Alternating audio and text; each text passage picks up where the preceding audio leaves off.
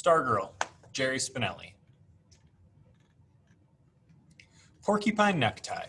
When I was little, my Uncle Pete had a necktie with a porcupine painted on it. I thought that necktie was just about the neatest thing in the world.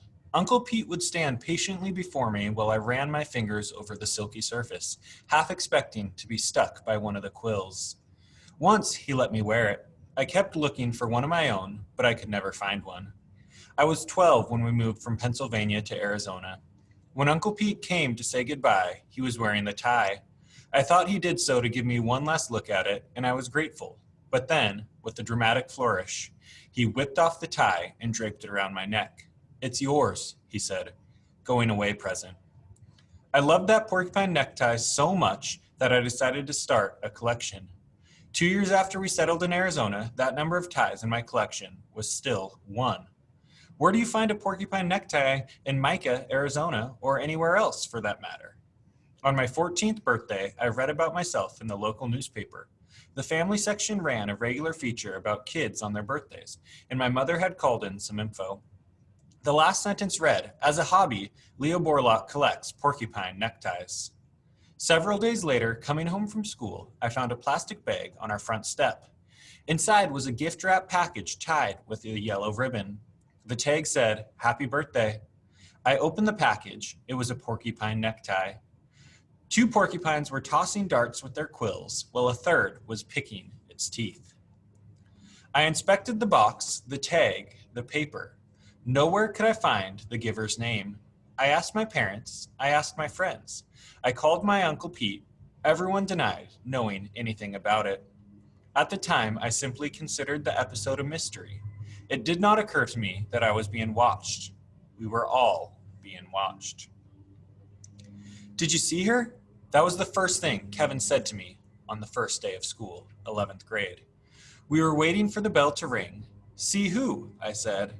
"Huh!" He cranked his head, scanning the mob. He had witnessed something remarkable. It showed on his face. He grinned, still scanning. "You'll know." There were hundreds of us, milling about, calling out names, pointing to summer tan faces we hadn't seen since June. Our interest in each other was never keener than during the 15 minutes before the first bell of the first day.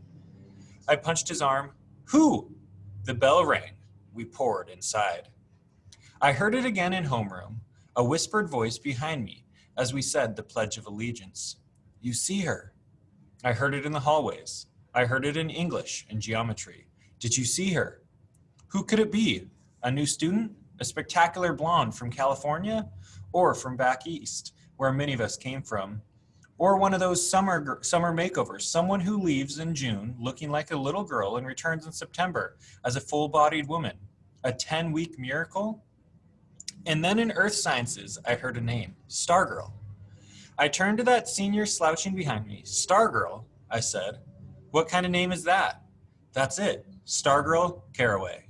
She said it in homeroom. Stargirl. Yeah. And then I saw her, at lunch. She wore an off-white dress so long it covered her shoes. It had ruffles around the neck and cuffs and looked like it could have been her great-grandmother's wedding gown. Her hair was the color of sand. It fell to her shoulders. Something was strapped across her back, but it wasn't a book bag. At first, I thought it was a miniature guitar. I found out later it was a ukulele. She did not carry a lunch tray. She did carry a large canvas bag with a life-size sunflower painted on it. The lunchroom was dead silent as she walked by. She stopped at an empty table, laid down her bag, slung the instrument strap over her chair, and sat down. She pulled a sandwich from the bag and started to eat. Half the lunchroom kept staring, half started buzzing. Kevin was grinning. "What did I tell ya?" I nodded. "She's in 10th grade, he said. "I hear she's been homeschooled till now." "Maybe that explains it," I said. Her back was to us, so I couldn't see her face. No one sat with her, but at the table next to hers, kids were cramming 2 to a seat. She didn't seem to notice. She seemed marooned in a sea of staring, buzzing faces. Kevin was grinning again. "You thinking what I'm thinking?" he said. I grinned back. I nodded. Hot Seat. Hot Seat was our in-school TV show. We had started it the year before. I was producer-director. Kevin was the on-camera host. Each month he interviewed a student.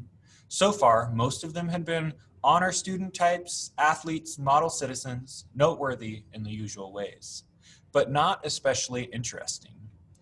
Suddenly, Kevin's eyes boggled. The girl was picking up her ukulele, and now she was strumming it, and now she was singing, strumming away, bobbing her head and shoulders, singing. I'm looking over a four-leaf clover that I overlooked before. Stone silence all around.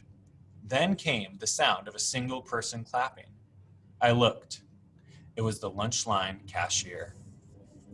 And now the girl was standing, slinging her bag over one shoulder and marching among the tables, strumming and singing and strutting and twirling.